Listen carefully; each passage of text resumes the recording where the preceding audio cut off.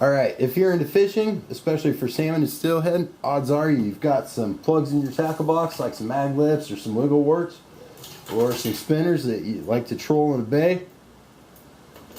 And when you're using those, a lot of guys use scent. I know I do. It definitely increases the catch rate. I got some anise-oil, there's some butt juice there. Now the problem with the scent is after it's been on there for a while, your Pro-Cure bloody tuna starts smelling like rotten tuna. Now nobody likes that. Fisherman doesn't like that. The fish sure as heck doesn't like that. So you need to do some routine maintenance on these plugs and your spinners. And I'm going to show you a way to do this. This is a very particular method. It was taught to me by a guide. Now remember that he has to put fish on the boat in order to put food on his table. So there's a reason that we do all these little steps here and use these particular items to do it. Now the items you're going to need are of course your dirty plugs. You'll need some kind of container. I prefer glass actually, but I got a stainless steel one here today. My buddy, he uses plastic. Got some nitrile gloves. You can use latex or food handlers gloves. A clean toothbrush and some Lemon Joy. Now the Lemon Joy is very important. It's the only dish soap you'll probably ever see in a sporting goods store, and there's a very good reason. It's because it works the best. We don't vary, we don't try other soaps. We use this, and that's that. Now, I also have a stack of paper towels.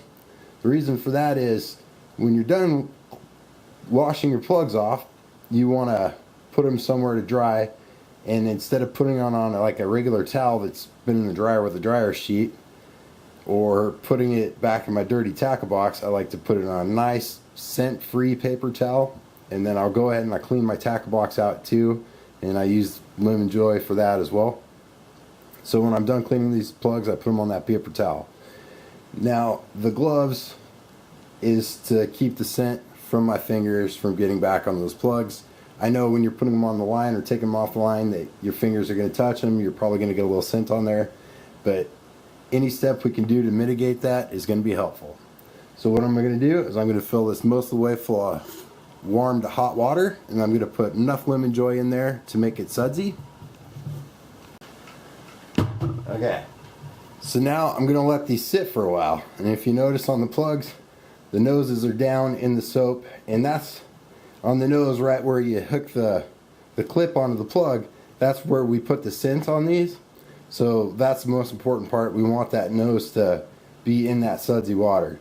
Now every now and again I'm going to come back with my rubber gloves, like every 5-10 minutes, and I'm going to stir those up, work it around, and I'm going to scrub off the big chunks with a toothbrush over there.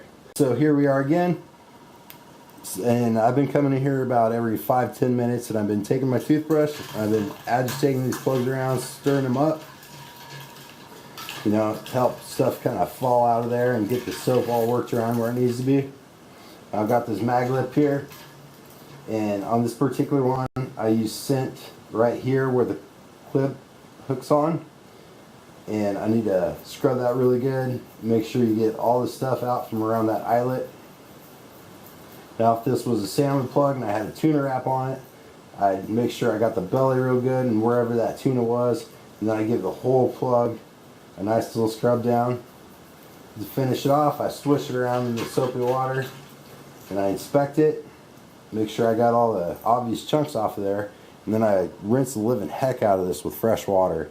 I like to use the faucet in the bathtub because it has a very high flow rate. A lot of water comes out of there, so it rinses them off really well, and then I put them on the paper towel to dry.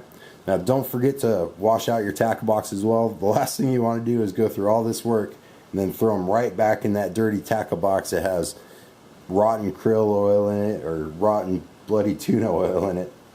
So I hope this helps you guys boat some more fish, and for more videos like this, please like and subscribe, and good luck.